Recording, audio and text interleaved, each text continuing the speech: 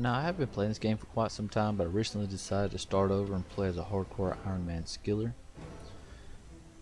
And there's a few things you should do starting out. The first thing being, remove that attack option and the auto retaliate option. And for those of you who don't know how to do that, go to your ability bar area right here and make sure your sword only has one. If it has two, it's enabled. Click it and it'll make it one. The other thing is if you press F4, it brings up your combat settings. You want to move to the left over here and go to your attack options. Make sure they're both set to right click. The reason you want it on right click is because when you're going through quests such as Menifos and you gotta kill NPCs, you don't want to worry about not being able to click on them because it's hidden. You also don't want it on left click because you don't want to accidentally click on them while spam clicking, let's say, a tree or something. You don't want it set to level because if it's set to level, any monster that's within your level, let's say these guys because they're the same level as I am, the attack option will pop up and I could do the same thing. Accidentally click them while trying to click this tree here. So either put it on hidden or put it on right click. Now the reason I have players set to right click is because eventually I do plan on going for that Wildstalker helmet, which is the helmet you get in the wilderness for doing PvP kills. I wouldn't recommend doing that unless you have a friend helping you. Otherwise you're probably just going to die and lose your Iron Man account.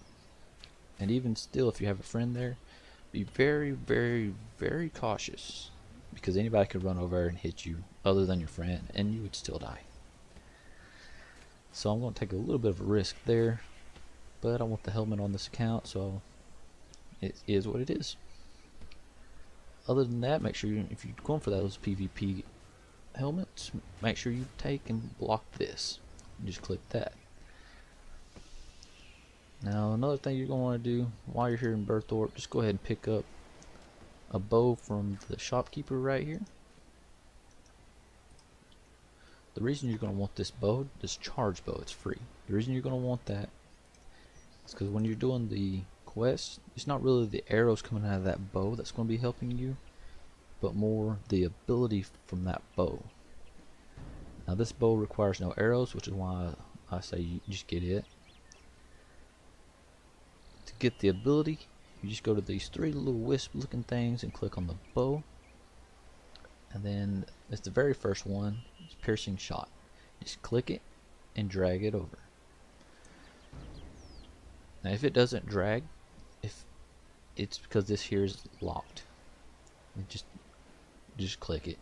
So like if you were to click it and it do this, I'll show you that red X, it just means it's locked. Just click on it and it'll unlock, and then it'll allow you to click and drag it over. Okay, once that's set up, you're golden. Now if you don't have your ability numbers right here show, but you do have this, it's just you need to click this button right here at the top right. It just collapses and unclaps, maximizes. Yeah. So now that you have that set up, you don't have to worry about monsters hitting you and you hitting them back. You don't have to worry about accidentally clicking them, but you still can click and hit things. Now doing that, if you've noticed level 3s running around with bows, it's because back in the day we didn't have those options, and you could put a bow in your hand with no arrows and you wouldn't have to worry about clicking and hitting something, because you would click on them accidentally, you would run over to hit them, but you'd have no arrows, therefore you would just kind of stand there like you had no arrows. Well, now you don't have to worry about any of that. It's a lot better, and you can go to like the Solomon store or whatever and buy overrides or earn overrides, whichever, and you can run around wielding swords and axes and whatever else using the appropriate override, and you don't have to worry about running around wielding a bow anymore like this. it's just a lot better. Opens up a whole lot more customization to your skiller. Now the next thing you're going to want to do is divine herb spots. This divine farming patch, I think it's what it's really called. And in order to start that, you're going to want 12 divination and 9 farming. So while we're here in Berthorpe Taverley area, let's go ahead and knock out the farming spot first. You run south of the cow pen over here, and you would just right click on Farmer Jones and go to trade. And he's got 3 potato seeds for free. You just take them all. And then I've already planted some here, but there should be like weeds here you'd have to rake. And after you rake them, you click on your seeds, which I didn't pick up, and then click on the patch here, and you would plant them. Now, of course, you'd have to wait for them to grow up, but in the meantime, so you're not wasting XP time, you can run over here and start picking flax. You're only going to get 1 XP per flax. I'm getting 2 because I have a little bit of bonus XP, but a little bit's better than nothing. So just spam click this flax while you're waiting on that to grow. And if you run south of here, there's like a little circular building here. That's actually a bank. So you can run down there, deposit all your flax, run back up here and keep picking. Just keep an eye on your potatoes here to grow up. When they do, you just collect from them, get more seeds, replant them, and go back to picking. In no time, you should be at 9 farming. After that, you're going to want 12 divination. And to get 12 divination, you're just going to teleport straight to Lumbridge. And you're going to want to run behind the castle and across the crater to the divination spot, which I'll show that here in just a moment. Here we go. Okay, make sure north is north, click on it. Just click anywhere behind the castle really, but I just say in this area right here. You see like a half moon area, that's the crater. And just keep clicking in the middle to the left, west I guess you could say. So now you see a whole circle, that's the whole crater. Anyway, the divination spot is right there. Let's rotate the camera so we can see. You'll see little flying wisps. You just click on them. Your character will run over and touch them, and then they'll turn into a spring, and he'll start collecting from them. Either this will disappear before your inventory is full, or your inventory get full. If they disappear before it gets full, just click on another one until it's full. Once it's full, you just click on the rift here. Your character will run over there, and I would recommend clicking on the first one. You're going to get minimum XP, but it's going to give you more energy, and I think that's a great trade-off. I really don't care about the XP, I'm here for the energy. So I click on the first one, and he's pretty much just going to throw all these in there, and he's going to get more energy. While you're here, you're also going to see you collecting these memory strands, and I'll go over that in a minute. It's actually pretty helpful. Okay, once you get to level 10, you just click on your energy. It's the very last one here. It's going to be a boon of flicker and energy. You're just going to want to head weave you one of those. It's just going to give you like more XP later on if you come back to this spot. After that, we're good to leave here. We're going to want to go to Falador. If you don't have it already unlocked, you're going to have to run there. I have it unlocked, so I'm just going to teleport over there. Pretty much you're going to do the same thing you've done here, but in a different spot, getting a little bit different XP. And you just follow the wall here until you see the rift. So there's all the wisps you can run around, click on, and pretty much just do the exact same thing you were doing. The only thing is, you're going to have to watch out for this guy right here. In a level 3, he says you're fresh meat and he likes to hit you. Well, I don't like being hit, and I pretty much almost died to him because I was watching TV and wasn't paying attention. I forgot about him. So just watch out for that guy. Then once you hit 20, you can go to a different area, but we're only here to get to level 12. I would recommend staying here till 20. Just go ahead and make your boon like you did at the last one. The reason I say stay here till 20 is so that you can keep making those patches every day. Otherwise, you're going to have to travel back here and harvest more each and every time. So if you stay here till 20, you're going to have quite a bit of energy, and you don't want to worry about coming back here. Now once you have 12 divination or 20, whichever one you chose to go for, you now have the appropriate levels. You need to have the appropriate items. The items you need is 5 flickering energy and 10 clean guam. Now we have the energy because we've been doing divination. The only thing we don't have is the clean guam. Now there's not many areas where you can pick up the clean guam as a skiller, because as a non-skiller you just kill things, they'll drop it and you pick them up. But as a hardcore Iron Man skiller, you don't have that option. What I would recommend doing is just teleporting back to Berthorpe. There's actually a shopkeeper that he doesn't sell them, he'll give them to you for free. The only downside is he only gives you one.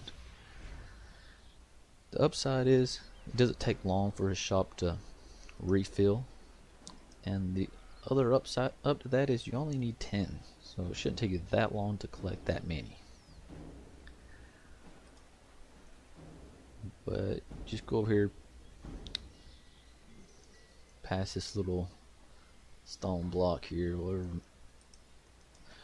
and his name's Poltax. You just trade him, and right there it is. It's free. You just click it and click take. Okay, you can stay here till you get 10, or you can go skill something and keep coming back to him until you get 10, whatever you prefer. I think I just ended up staying here. But anyway, once you have 10, you now have to clean them. You just click it and clean them. And then you can click on your energy, which this is the wrong energy because you need flickering. This is pale. But same concept, you just click on them and it would turn those items plus some of the energy into the divine farming 1. And you just, once you make the item, you'd click on it and he'd drop it down, and you'd click on it and you'd harvest from it. Now I've only done it once since I've created this account, and I only got 10 guam from him, but that's enough guam to start it again. If for whatever reason it doesn't give you 10, or it gives you other stuff, whatever, you can always just come back to Poltax here and get you whatever you need to make it. Okay, and after that, oh yeah, I'm going to show you this, your memory strand. Now this huge mountain here is known as White Wolf Mountain. There's a lot of wolves on it, which is why it's called White Wolf Mountain, and it's white. If you click on the map here, you see the mountain itself is pretty big. But when you go to do like fishing or whatever, you're going to want to be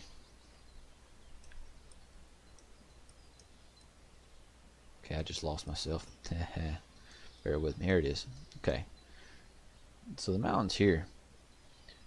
When you go to fishing, you're going to want to be in Catherby, which there is a teleport method right here, so you don't have to worry about running through this mountain each and every time. But you will have to run through it once to get there, which is pretty obvious. Now, if you're new and don't want to have to risk dying running through this mountain, and since you can't go to your local Grand Exchange down the road and buy you a teletab, I would recommend using this strand. When you click this strand, it will teleport you behind enemy lines, as you will.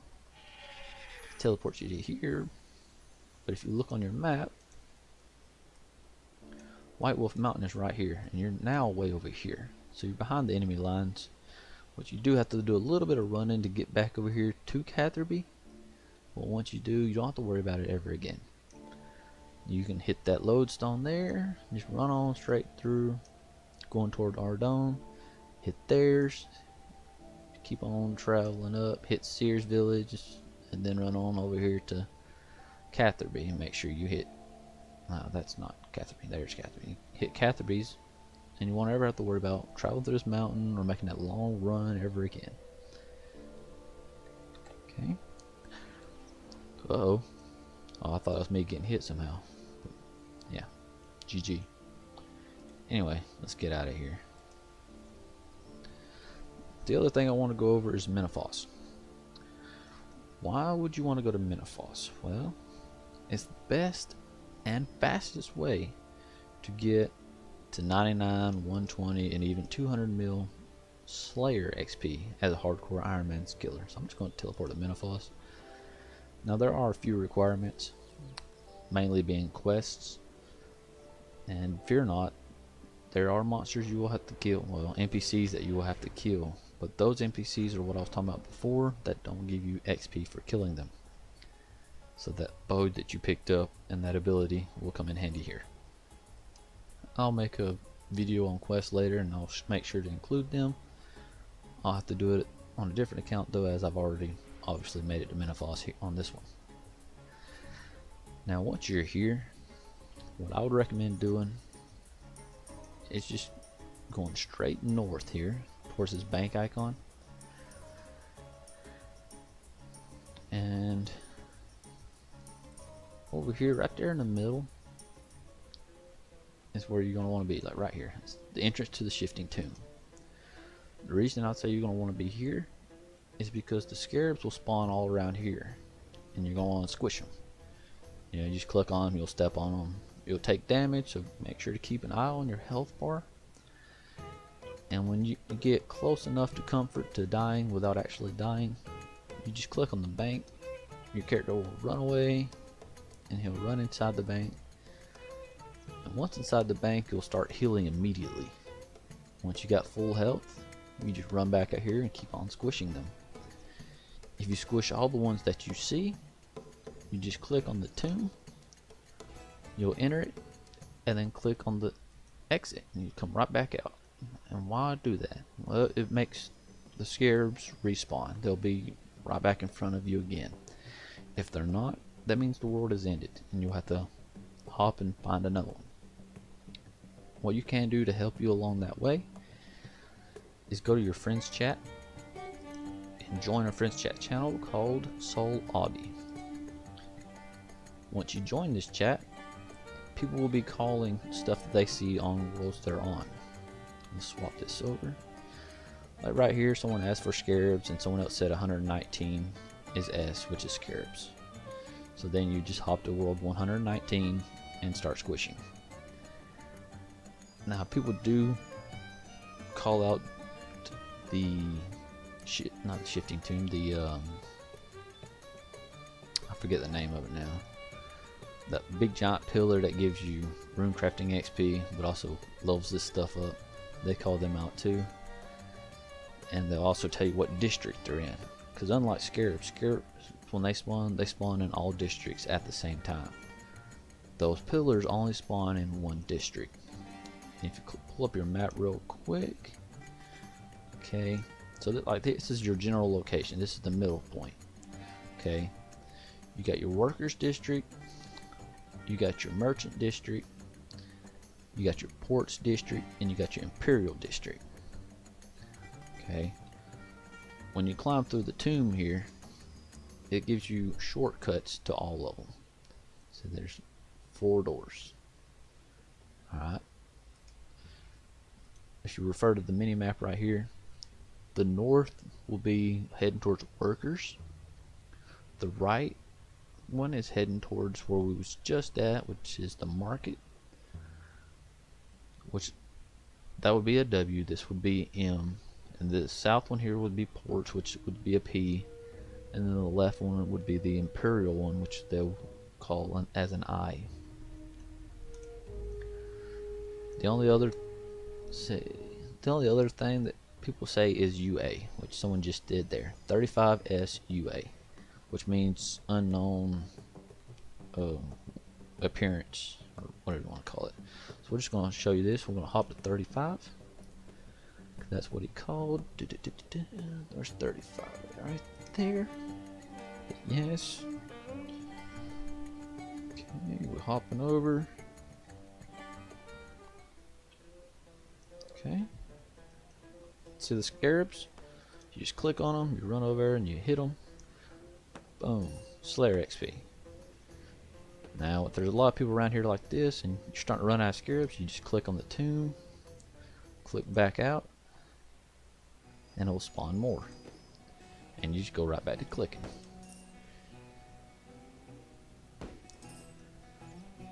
And this is pretty much what you do all the way to 99 or 120 or even 200 mil XP, whichever one you're going for. While you're doing this, you're also getting money. That's how I have the money I have now, from doing this.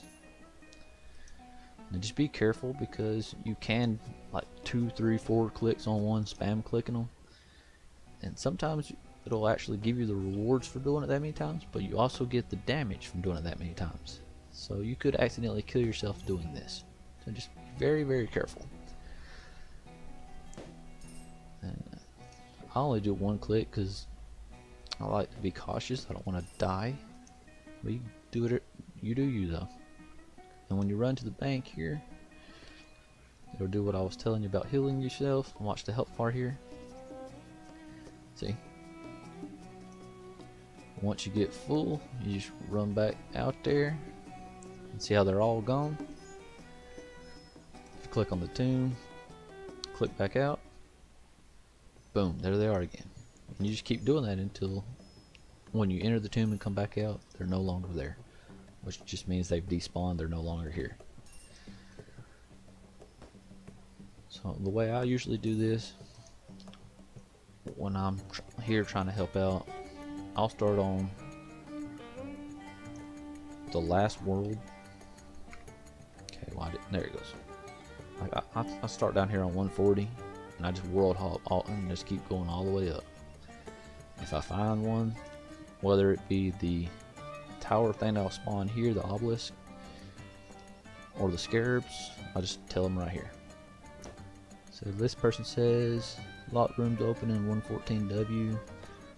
I don't really care about locked rooms. I only care about scarabs and the obelisks. The other stuff I'll worry about later. I'm more concerned about Slayer XP, but I just want to show you that real quick. Now it is a great way to get money, which I've almost gotten 2 million just from killing scarabs, and I've only made level 38 so far. So pretty good amount of money just from killing scarabs. I think that's going to wrap it up for me for this video, starting out as a hardcore Iron Man skiller. If you've liked it, just leave me a like, subscribe if you want to see more, comment, let me know if I missed anything. Will you do anything a little bit differently? Perhaps you know something that I don't, and I'll include it in my next video. Thanks for watching.